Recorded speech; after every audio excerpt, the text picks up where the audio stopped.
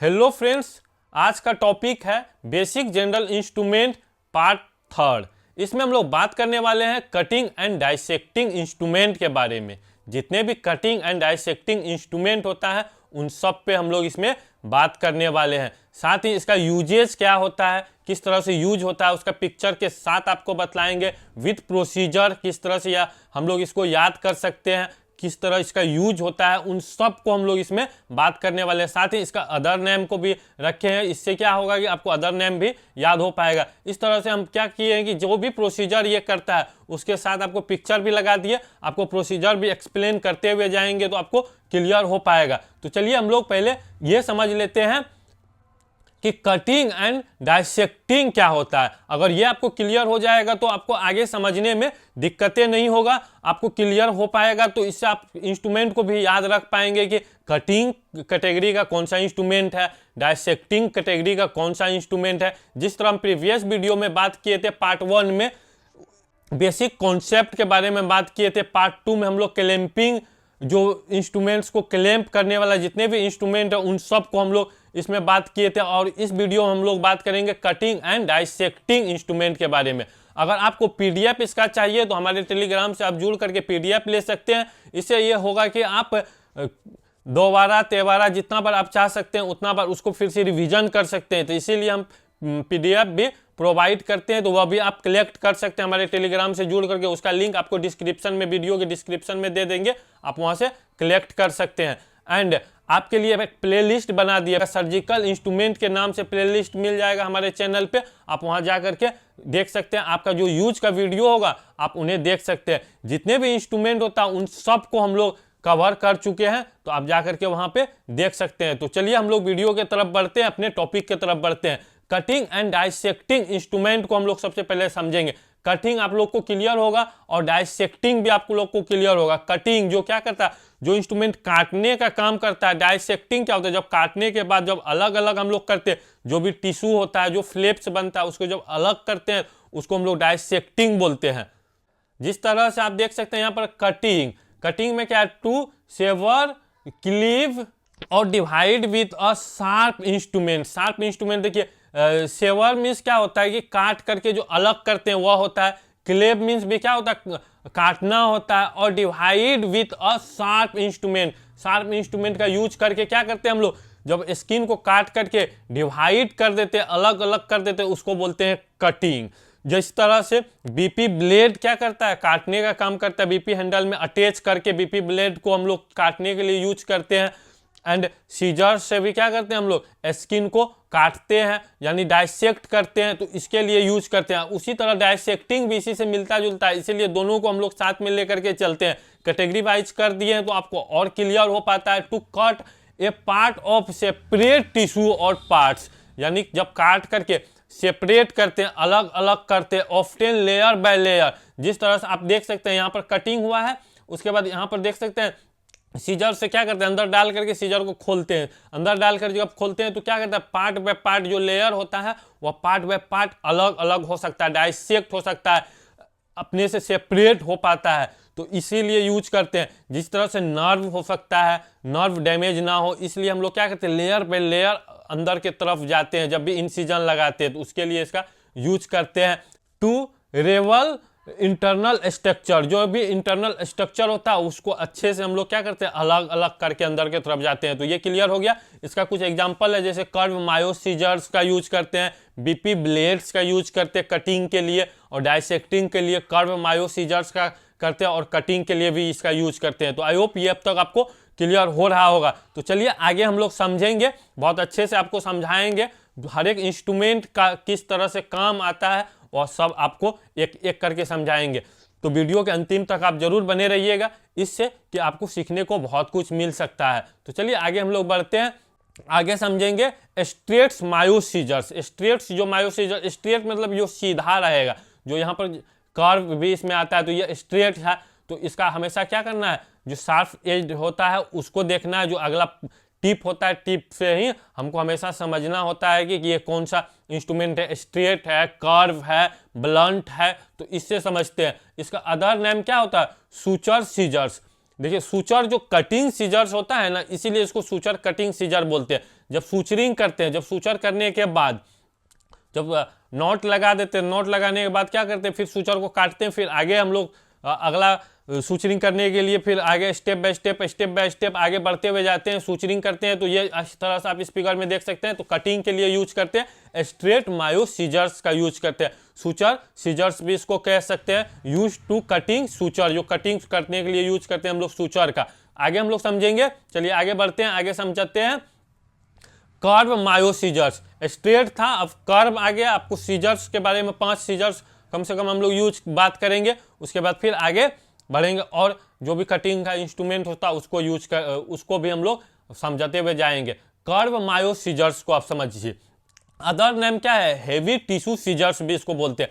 Heavy tissue जो होगा, जो थोड़ा हार्ड टिश्यू रहेगा, तो वह हैवी टिश्यू को कटिंग करने के लिए यूज करते हैं कर्व मायो सीजर्स। ये जो होता है थोड़ा सा कर्व रहता है, इसमें इस फिगर में आप देख सकते हैं किस तरह से कर्व होता है। तो अंदर की तरफ जो भी स्ट्रक्चर्स होता है, जो हार्ड टिश्यू वगैरह होता है, उसको कटिंग करने के लिए यूज करते हैं। जिस तरह से डाइसेक्ट और अंडरमाइंस हैवी फाइब्रस टिश्यू, जो अंदर के तरफ जो रहता है, जो भी टिश्यू रहता है फाइब्रस टिश्यू, उसको काटने के लिए यूज करते हैं। इस तरह से कर्व रहता है, हल्का से जब इस तरह से हल्का कर्व रहता है तो नीचे की तरफ इस तरह से पकड़ने में इसको आसानी होता है, अंदर की तरफ ये चले जाता है। डाइसेक्ट करने के लिए भी इसका यूज करते हैं। तो आई होप ये भी आपको क्लियर हो गया।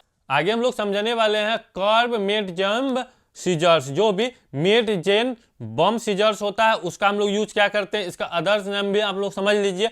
इसको मेट्स बोल सकते हैं, टिश्यू सीजर्स बोल सकते हैं। जैसी तरह से डाइसेक्ट करने का काम करता है, अंडरमाइन डेलिकेट्स टिश्यू, जो नाजुक टिश्यू होता है। डेलिकेट्स मतलब क्या होता है, डेलिकेट टिश्यू का मतलब क्या होता है, जो नाजुक टिश्यू होता है उसको हम लोग कट करने के लिए, डाइसेक्ट करने के लिए इसका यूज करते हैं। आई होप ये अब तक आपको ये भी क्लियर हो गया होगा। आगे हम लोग समझेंगे लिस्टर बैंडेज सीजर्स। जो लिस्टर बैंडेज सीजर है, अब इसका नाम बैंडेज है तो ये फिर बैंडेज ही नहीं काटेगा, इसका और सब काम होता है। कि बैंडेज सीजर्स में क्या होता है कि ये सेफ्टी प्रोवाइड्स करवाता है। जिस तरह इसका अदर नेम क्या है, बैंडेज सीजर्स बोलते हैं। जिस तरह से यहाँ पर आप देख सकते हैं, ये सेफ्टी प्रोवाइड्स करवाता है। जो इंटरनल स्ट्रक्चर होता है उसको इंजरी ना हो जाए, इसके लिए हम जहाँ जो टिश्यू को काटना चाहेंगे, जो टिश्यू को डाइसेक्ट करना चाहेंगे, सिर्फ उसी को ये डाइसेक्ट करेगा, इसीलिए इसका यूज करते हैं। इसीलिए इसको लिस्टर बैंडेज सीजर्स भी बोलते हैं। इसका यूज देखिए, कट ड्रेसिंग्स, जो ड्रेसिंग करते हैं तो उसको काटेंगे। ड्रेप्स, जो ड्रेप्स जब सर्जरी करते हैं तो उससे पहले ड्रेपिंग करते हैं, अगर ड्रेपिंग करते हैं तो उसको भी काटते हैं। And other items also used in caesarean suction to open the uterus without harm to the baby. जब क्या करते हैं, यूटेरस को जब देखिए LSCS जो ऑपरेशन होता है, लोअर सेगमेंट सीजरियन सक्शन जो करते हैं, LSCS जिसको बोलते हैं, तो उसमें क्या करते हैं, जब हम लोग एब्डोमेन पर इंसिजन लगाते हैं, एब्डोमेन का जब इंसिजन लगा के अंदर के तरफ बढ़ते हैं, तो अंदर के तरफ जब बढ़ते हैं तो यूटेरस आता है। जब यूटेरस में आप इंसिजन लगाइएगा तो उसके अंदर में क्या होता है, बेबी रहता है। तो बेबी में क्या हो सकता है, इंजरी आ सकता है। अगर आप BP हैंडल से इंसिजन मारेंगे तो वहां पर आ सकता है। इसीलिए इस तरह का सीजर का यूज करते हैं। थोड़ा सा उसको पहले ओपन करते हैं इंसिजन लगा करके BP ब्लेड से, उसके बाद इसको इससे अंदर की तरफ काट करके उसको बढ़ाते हैं। जिस तरह से इस फिगर में आप देख सकते हैं, तो बढ़ाते हैं। जब आगे की तरफ बढ़ाते हैं तो उसमें क्या हो सकता है, ये डैमेज नहीं हो, जो कि अंदर में जो बेबी है, बेबी को किसी तरह का इंजरी नहीं आ जाए। इसीलिए इस तरह का हम लोग लिस्टर बैंडेज सीजर्स का यूज करते हैं। ये सेफ्टी प्रोवाइड्स करवाता है। आई होप ये अब तक आपको ये समझ में आ गया होगा। तो चलिए आगे हम लोग समझेंगे वायर सीजर्स के बारे में। इसका नाम से आप इसका काम को समझ सकते हैं। वायर सीजर्स, जो इसका नाम है वायर जो कटिंग करने के लिए यूज करेंगे, कट करने के लिए यूज करेंगे, उसी को बोलेंगे वायर सीजर्स बोलेंगे। इसका अदर नेम क्या है, वायर कटर्स भी इसको बोल सकते हैं। यूज क्या होता है, cut small goes wire and sutures. जो भी वायर वगैरह होता है, जो गोज होता है, उसको कट करने के लिए इस तरह का इंस्ट्रूमेंट का यूज करते हैं। और इसका एक और हम लोग यूज करते हैं कि जब स्टेपलर लगाया जाता है ना, स्टेपलर किया जाता है। कभी आप लोग देखे होंगे कि जो सुचरिंग करते हैं ना, तो स्टेपलर से स्टेप करा जाता है, तो उस टाइम में स्टेपलर को रिमूव करने के लिए भी इस तरह का इंस्ट्रूमेंट का हम लोग यूज करते हैं। आई होप ये अब तक आपको क्लियर हो गया होगा। चलिए आगे हम लोग समझेंगे गोल ब्लैडर ट्रोकार। ट्रोकार जो आपको इस तरह का जब भी शेप दिखाई देगा तो उसको ट्रोकार बोलते हैं।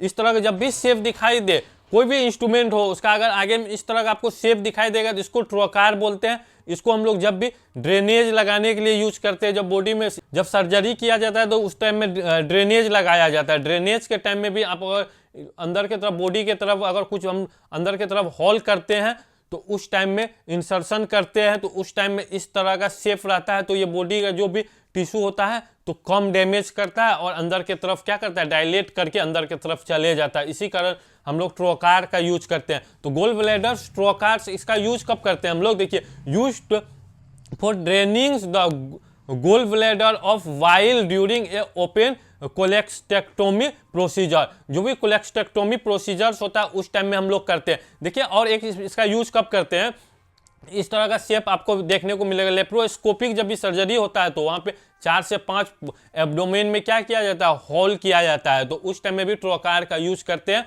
तो उसका भी इंस्ट्रूमेंट्स आता है, ट्रोकार्स का यूज करके उसके बाद स्लेब लगा देते हैं, स्लेब से अंदर की तरफ जाते हैं और अंदर का प्रोसीजर्स होता है। तो ये भी आपको क्लियर होगा। आगे हम इस पे भी बात करने वाले हैं, यानी कि पार्ट 4 में उस तरह का इंस्ट्रूमेंट्स का भी हम लोग बात करने वाले हैं। अगर आप इंस्ट्रूमेंट से रिलेटेड वीडियोज देखना चाहते हैं तो हमारे चैनल पे जा करके आप विजिट कर सकते हैं। आपको मिल जाएगा प्लेलिस्ट आपको सर्जिकल इंस्ट्रूमेंट के नाम से एक प्लेलिस्ट मिल जाएगा और उसमें जा करके आप देख सकते हैं सभी इंस्ट्रूमेंट्स के बारे में हम लोग बात कर चुके हैं।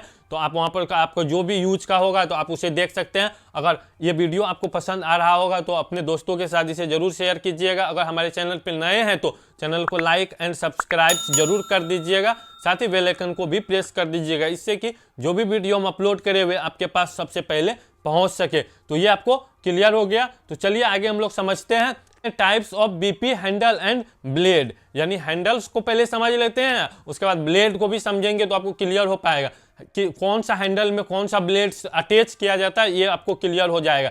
ये आपको सबसे पहले समझना है कि एक होता है 3 नंबर का हैंडल, एक होता है 4 नंबर का हैंडल, एक होता है 3 एंड 4 दोनों साइड होता है, एक साइड 3 होता है एक साइड 4 होता है, एक होता है 7 नंबर का हैंडल।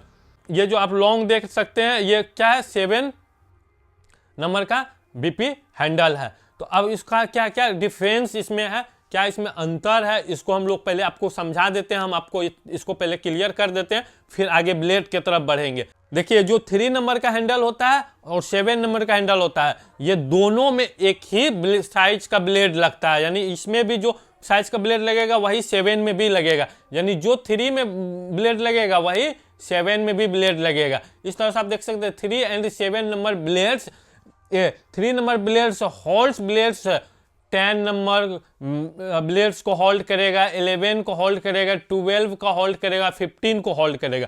उसी तरह से 7 नंबर का जो रहेगा वह भी 10, 11, 12 एंड 15 नंबर का जो ब्लेड रहेगा उसको होल्ड करेगा। इसमें फिर डिफरेंस क्या है, तो 7 नंबर का जो ब्लेड्स होता है तो इसका लेंथ अधिक होता है, जो इसका हैंडल होता है हैंडल का लेंथ अधिक होता है, ज़्यादा बड़ा होता है। तो इसके कारण जो अंदर की तरफ अगर हम लोग जानना चाहते हैं, जिस तरह से नेजोप्लास्टी वगैरह करते हैं, तो उस टाइम में हम लोग 7 नंबर का हैंडल का यूज करते हैं। ये आपको क्लियर हो गया होगा 3 और 7 में क्या डिफरेंस है। 7 का लेंथ ज़्यादा रहता है और लगता है सेम ब्लेड लगता है, और 4 डिफरेंस होता है। 4 नंबर में ब्लेड जो लगता है, 4 नंबर्स का जो भी हैंडल है उसमें होल्ड करता है जो ब्लेड्स 20 नंबर का ब्लेड्स को होल्ड करता है, 21, 22, 23, 24 एंड 25 नंबर का जो ब्लेड होगा उसको ये होल्ड करने का काम करेगा। और एक आप जान लीजिए कि वही एक हैंडल होता है उसमें 3 और 4 दोनों साइड रहता है, तो उस टाइम में हम लोग इसका यूज करते हैं।